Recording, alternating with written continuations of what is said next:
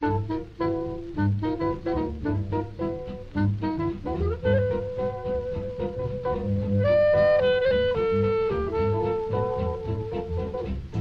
guys, it's Jonah here once again, and I'm back for another beer review.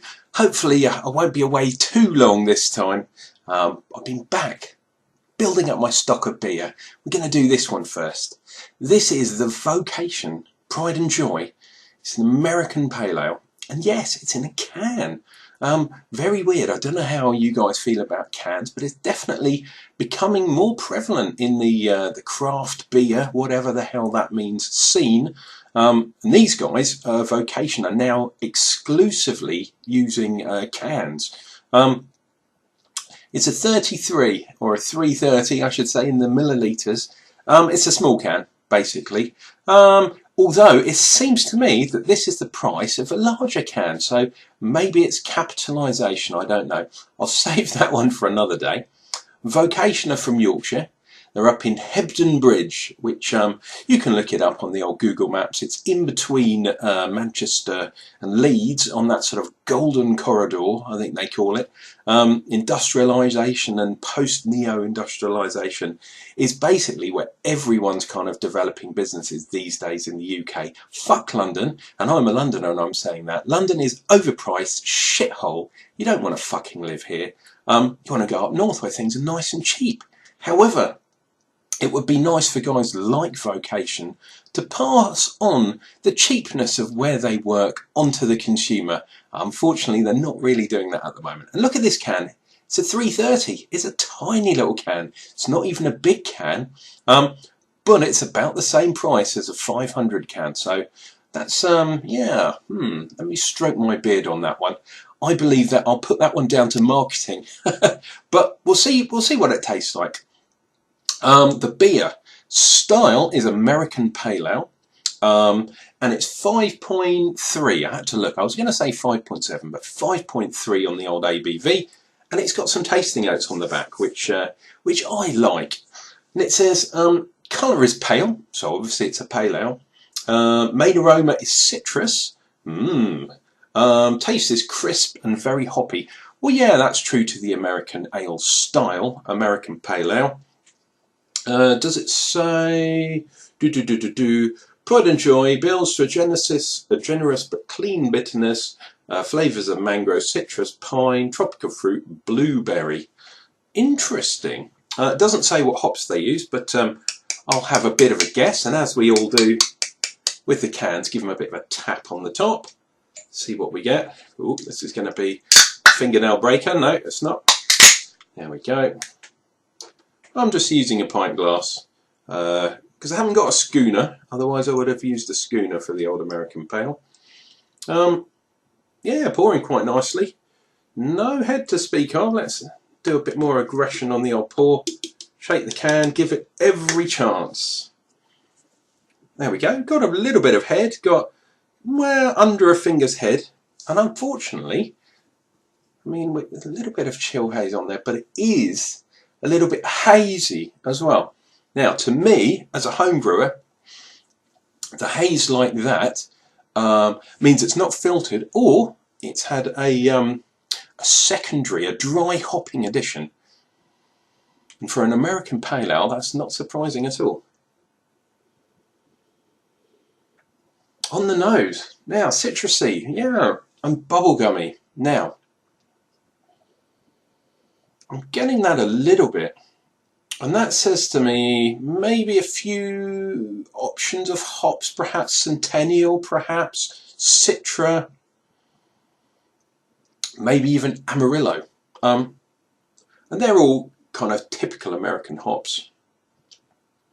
Centennial actually is one of my favourite hops, so we'll see if that comes out. Oh, lovely aroma, really nice. Not as prominent as perhaps I'd like, but still there. It's got that kind of bubblegummy, citrus, pine kind of thing going on. Okay, let's dive in here, guys, and see what this tastes like.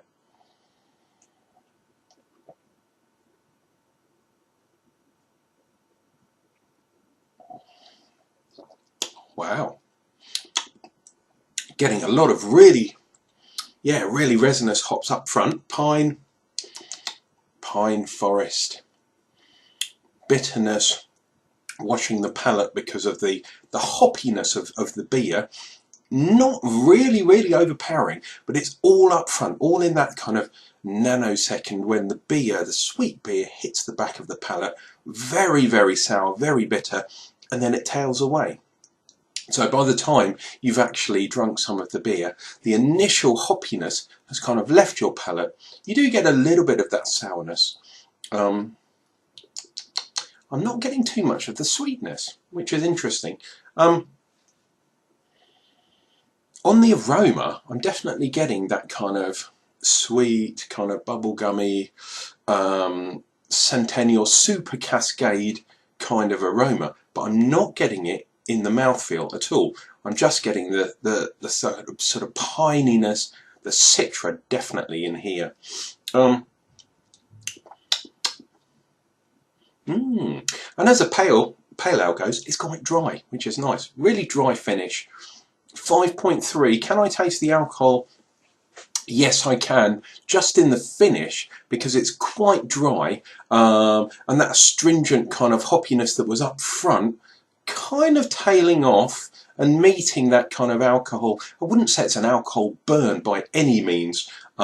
This is not a very strong beer as such, but it's over 5%, so that's good enough for me.